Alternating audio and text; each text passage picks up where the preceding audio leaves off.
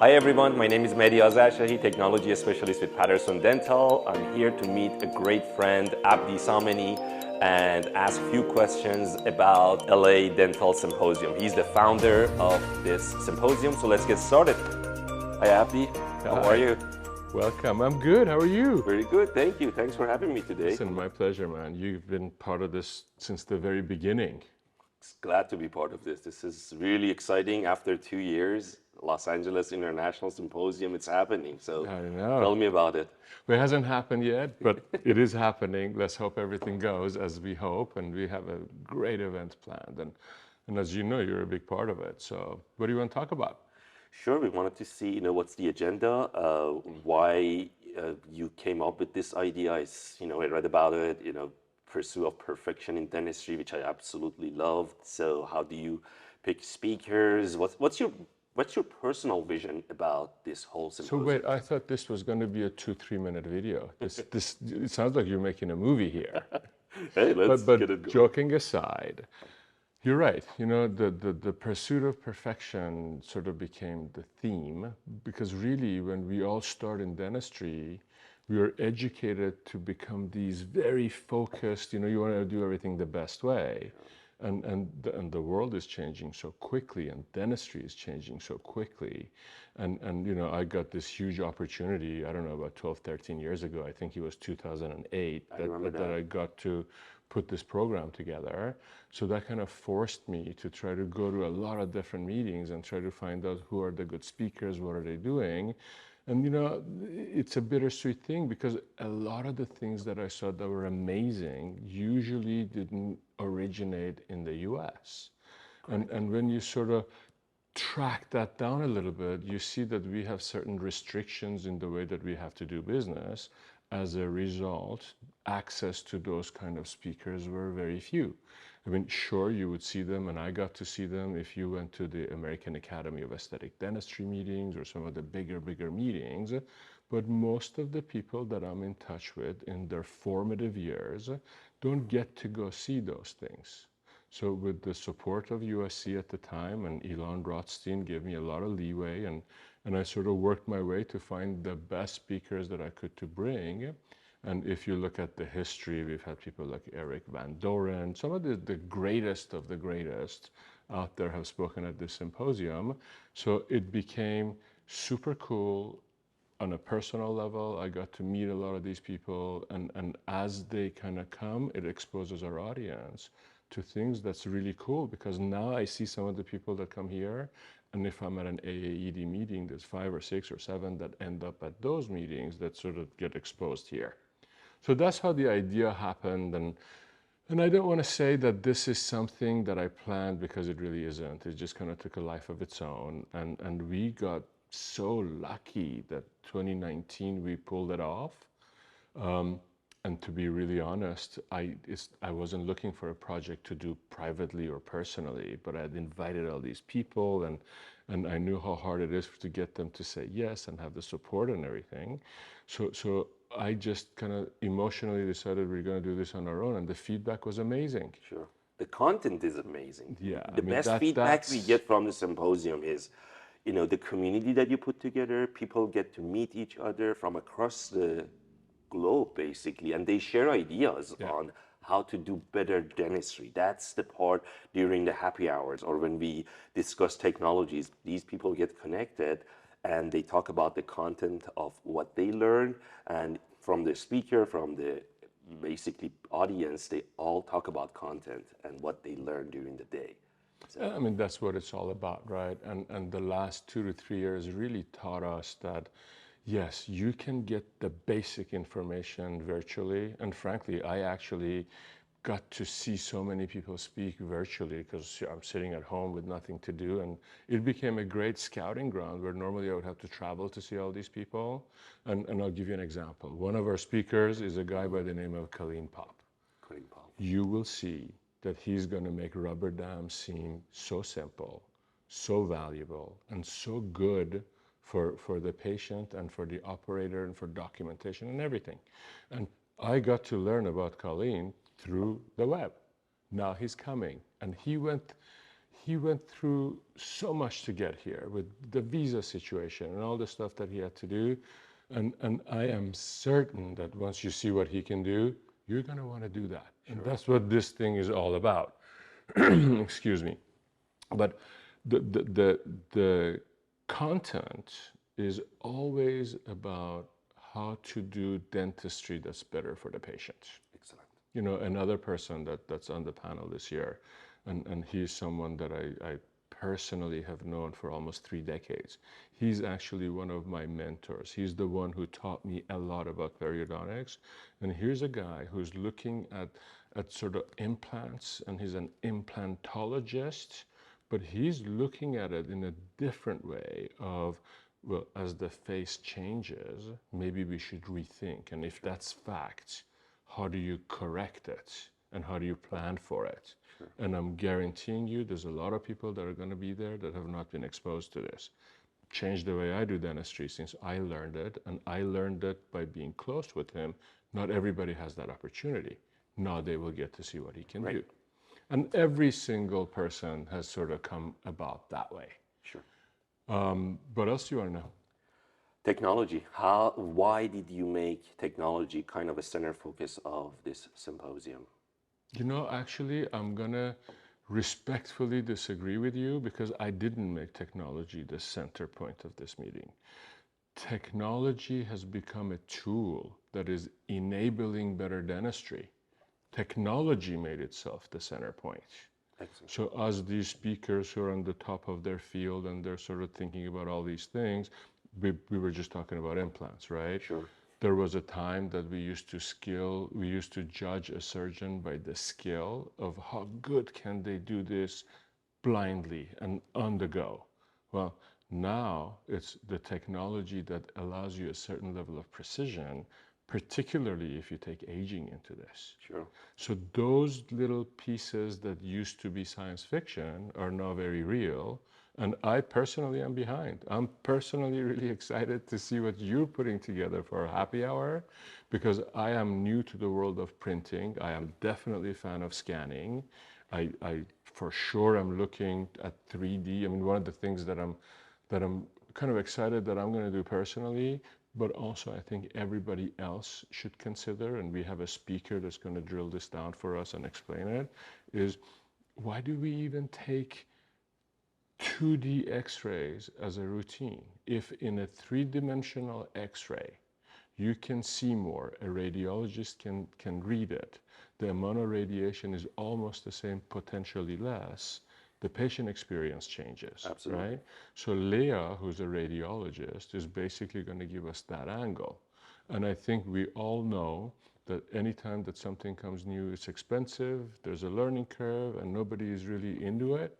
And then before you know it, 5, 10, 15 years later, it becomes standard of care. I'm old enough that I remember when you guys were telling me, you got to go to digital x-rays. And I kept saying, no, but in the film, I can't work with film anymore. So some of these things, people will come and it'll sort of hopefully accelerate their process of adopting some Because of obviously these when you see better, you can diagnose better. That's the very simple. Mehdi, and I don't want to make this become that 2-hour movie, Sure. but I'll give you one example. The hesitation of taking a 3D x-ray is that if there is something that you miss, you're liable for missing it. Absolutely. But I mean, every time you do this, you can send it to a radiologist that will read this. Sure. And imagine if you didn't have it and you missed it. Is it better if you had it and a radiologist read it? Yeah. It's a report that's $70. Sure. And I think at some point, these are all the different things that goes towards the pursuit of perfection. Absolutely. You know, great. Everything is a moving target. And the one thing that's definite is change.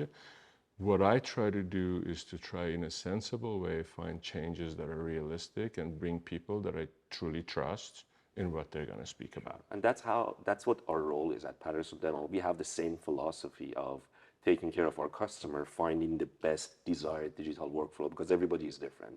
As you said, you're into scanning, somebody wants to mill, somebody wants to 3D print surgical guide, somebody wants to basically, some doctors, they would prefer to basically take care of their implant from A to Z through the digital workflow, from planning with the CBCT, printing their 3D print guide, surgical guide with the 3D printer. Then they fabricate their custom abutment with their in-office milling. So everybody is different. The level of engagement is different. So that's where our happy hour is all about. I It's know. I'm educating, so excited about that, all the actually. doctors about what is your desired digital workflow. Maybe you just want to scan, maybe you just want to print, maybe you just want to use CBCT, or you just want to take the whole spectrum. That's where we come, and play our role of identifying the best workflow, finding the best product for the specific clients, integrating it to the practice, and maximize using it on a daily basis to benefit patients. Yeah. Yeah, I'm your target audience there because, like, in my world, right, scanning has become integral part of it. But I still don't print and I still don't do a lot of those things. But I have the luxury of working with specialists who do that. So it's part of our patient care, but not directly. And I don't know, like, when I think about a symposium like this, right? I want people to get exposed. I guarantee you everybody will go home and there will be a few different things that they'll take that they can use right away. But primarily, this is a place to expose people to something that they are interested in, and then really follow who can help you with this. How else can you learn this? I'll give you an example. One of our speakers is Marco. Marco is a PhD student who's coming all the way from Brazil. He's doing this out of the love of his heart. He's not getting paid. He's doing it as a favor to me, and he has a lot of friends here that he knows from USC. And the research that he's doing is sort of showing that posts are not necessary. In the majority of the cases, posts are not necessary if you can do good bonding. But you can't attend a symposium like this and become an expert bonder. But you can take a symposium like this and be like, wow, that guy is really good at teaching me bonding. Set And up they're goals doing and get this the course. vision. And there's other surprises that's going to come. And there's a lot of, LA is a big city. It's a great city to travel to. We have hands-on courses that's going to get tacked onto our symposium. We were supposed to have Ricardo come 2 years ago, but COVID sort of put a stop on that. And we're in the process of bringing him in to show how does he do these things. You and I were talking about a hands-on technology part that we were going to do. That'll come in the future. So really, there is a lot that will come, and I'm just sort of getting through the navigation of getting this year to go, because I'll tell you, 5 of our speakers are international. Can't begin to tell you how difficult it's been for them to just get the visa process going. And I'm crossing my fingers that come day of, there are no issues with that. No issues with that. Yeah. The visionary aspect of Symposium is absolutely something we cannot ignore, because we see the best clinician, they attend year after year, at least the past 17 years that I've been that involved. I have to say that's become like the highlight event of my year, because it's difficult to see people, and there's a lot of people that I like, but we don't see each other every day. And since I'm not on the clinic floor at USC as much, we have a big constituency of the faculty that always asks me, are you doing this? Are we coming? And I'm just excited to see them. And like, no, we have this, I want to call it the younger group, like Jennifer Haddad, for example, right? She started, she has her own practice, she's developed her own following. Mehdi, who I know you know, has become an integral part of this. And honestly, if it wasn't for the collaborations that I get to do with him and stuff, I probably wouldn't do it, and it wouldn't be at the quality that it is. So it takes a village, as they say, but it's very rewarding the day it ends and it goes well. And as excited as I am for it to start, I can't wait for it to go well so that we can start planning the following year. We can't wait also, and we're so excited to have another symposium, be part of it. Thanks for letting us be part of it. You helped develop it. I mean, I remember 2007, me, Jody, and Paul Guggenheim sort of sitting in a room, and I had my sort of work cut out from from Elon Rothstein, who wanted to put this restorative symposium, they were the first people I talked to. Because your experience of getting people to and let's face it, the name Patterson has a certain reputation that comes with a certain trust. I know that when you say you support something, they have to be your clients to understand what that means. I am one of them. And I know that for a lot of people that are not your clients, they don't exactly know what it's like to be a Patterson client. Sure. And I look to you and hence this interview, because it's really, I can do a good job putting it together. Sure. I'm not good at putting it out there for more people to know. Sure. So hopefully what we're doing is going to expose a lot more people, and more people will come. Absolutely. I will guarantee you they will enjoy it. That the experience, I guarantee, the number of people that learn about it to come, we are limited there. So I thank you for doing this to get the word out. It's our pleasure. And as the last message to our audience, to new graduates, maybe to somebody who's about to build in a new practice, or they're working for corporate right now, they don't know what direction they should go. What would be your message to them about their benefit of coming to such a high class symposium? So my message, and truly, this is built for them. I mean, I appreciate the people that are my age and are excited and come to this, right? But let's face it, a lot of people are not going to necessarily change their ways. Sure. But if you haven't started, think about what made you excited and interested to become a dentist. Was it to see 40 patients? Or was it so that you can take your time and have a relationship-based practice? To have a relationship-based practice, you have to operate at the highest level you can with their best interest, the patient's best interest at heart. And if you get exposed to every single thing that you're going to learn here, you're going to differentiate your practice. Once you differentiate your practice, people are going to come to you because you're going to do something that others don't do it. And then your relationship with your patient will just get cemented better. I mean, the other day, I saw a great-grandfather and their great-grandson in the same day. Same day. And this would not happen if full trust was not between the patients and the practice. And the only way that that can happen is if you spend time to explain to them why what you're doing is in their best interest.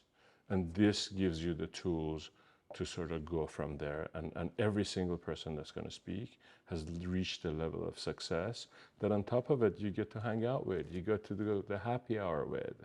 And it's a 2-day event that you know, that's where people come back. That's all I have to tell you. We have about a 50 to 55% return ever since we've done this. And there are not many seminars or symposiums that I've been into that people are constantly going one after the other. So this is one of them, for sure. And I appreciate that. But those are typically academies that people belong to. Sure. And here, I mean, of course, scheduling is kind of a problem. And every time you do an event, there's conflicting things. But for the most part, people enjoy the exposure to things that they will not see at a CDA, at an ADA, at a regular conference that gets organized that has 1 or 2 speakers. So that is something that I'm super proud of, and I am convinced that the people that will be there will be very happy that they came. I'm also hearing you're celebrating, you have a surprise for, is that still a surprise? Well, can you expose it here, or can you announce it here, or is it still a surprise? Let me put it to you this way. Can you keep a secret? No. But I can. So that's why I'm not going to tell it to you. This is something that will be very, very special. And there will be more that you will know, but you will probably learn it during the symposium. That's great. Okay. All right. Thank you. You're welcome. Thanks again. Thank you.